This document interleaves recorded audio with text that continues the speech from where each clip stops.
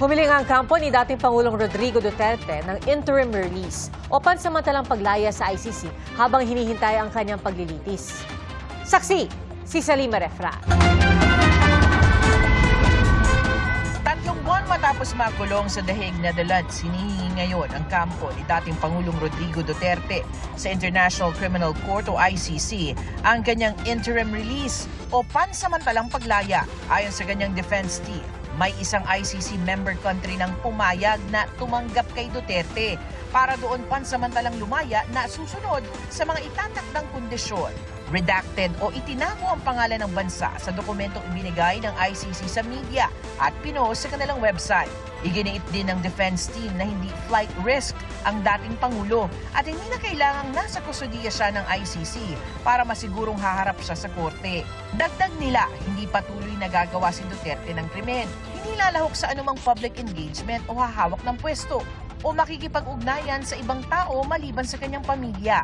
Binanggit din nilang may humanitarian ground para pagbigyan si Duterte na 80 anyos na. Isinaan ang mga ito pero tinakpan din o niredact sa dokumento. Sa ilalim ng Rome Statute ng ICC, merong mga kalakaran na isang nasasakdal ay maaaring bigyan ng pansamantalang paglaya kung hindi naman siya flight risk, ibig sabihin hindi naman siya tatakas. Dadaan sa proseso ang hiling na interim release ni dating Pangulong Rodrigo Duterte sa ICC. Hihingan ng komento ang prosekusyon ang mga pamilya ng mga biktima at maging ang ICC member state na pumayag umano na kupkupin si Duterte bago magdesisyon ang pre-trial chamber 1. Sinabi rin ng defense team na nagpahayag ng hindi pagtutol ang prosekusyon sa pansamantalang paglaya ni Duterte sa hindi binanggit na bansa. Sa tugon ng Office of the ICC Prosecutor sa GMA Integrated News, sinabi nitong maghahain sila ng sagot sa pre-trial chamber 1 sa hiling ni Duterte para sa interim release. Public version daw ang kanilang ihahain para malinaw na maihayag ang posisyon ng prosekusyon. Sa precedent, yung dati ng mga kaso, ang pinapakawalan or ang conditional release ng ICC, ang kaso nila, yung parang obstruction of justice, parang ganon. Pero kung ang kaso niya ay murder or crimes against humanity, walang umubra pa. Kasi ang bigat ng kaso. Magkahalong galit at pangamba yung nararamdaman po ng mga pamilya. Talagang hindi kami makakapayag na mapagbigyan ng interim release na kapila ng kampo ni Duterte. Sabi naman ng ICC accredited lawyer na si Attorney Joel Butuyan, may ibang dapat isaalang-alang bago pagbigyan ang interim release. Yung epekto sa mga witnesses, kung baka mamaya matatakot yung mga witnesses, no? Kung siya ay marirelease.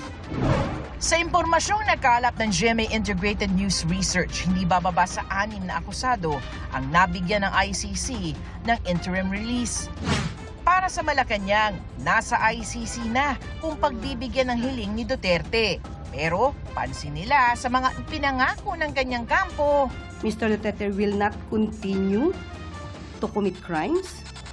So in one way or another, the council admitted that the former president, had committed such crimes. Just a question. Sana lang po ay mapaniwala nila yung mga ICC judges, may mga pangako sila sa kanilang sa petisyon, ay masabing nagbibiro lang sila. Katulad na nangyari sa pangako sa jet ski. Para sa GMA Integrated News, Salima Refran, ang inyong saksi. Mga kapuso, maging una sa saksi. Mag-subscribe sa GMA Integrated News sa YouTube para sa iba't ibang balita.